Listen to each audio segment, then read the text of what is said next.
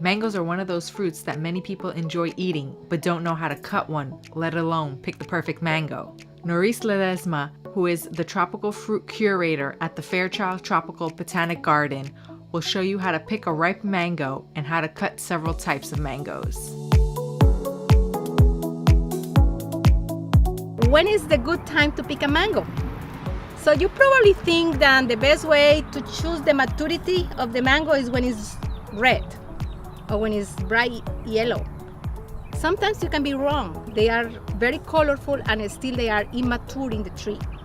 But the best tip to choose the maturity of the mango in a tree is just you bend it over.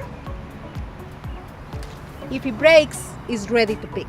If it's just right there in your hand, it is ready. It doesn't matter the color of the skin. So if it breaks, it's ready to pick. And it still is green skin. So the color of the skin in mangoes doesn't tell you the maturity stage in the tree. Let me start with something that is probably very familiar to you. This is a Hayden mango. It's one of the staple mangoes in South Florida. It tells the story of the mangoes in our community. I can see so many backyards that carry a Hayden mango. So probably you peel them, you make salads, smoothies with it. But this is a very easy way to eat a Hayden mango. It has a strong cheeks,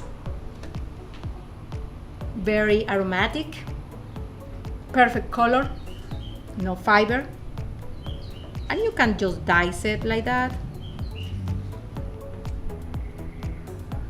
Beautiful.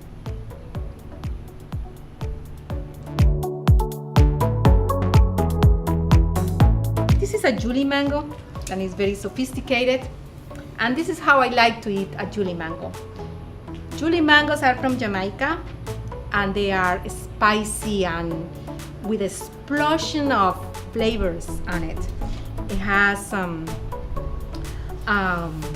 flowering aftertaste, and I like to take the cheeks off like this one.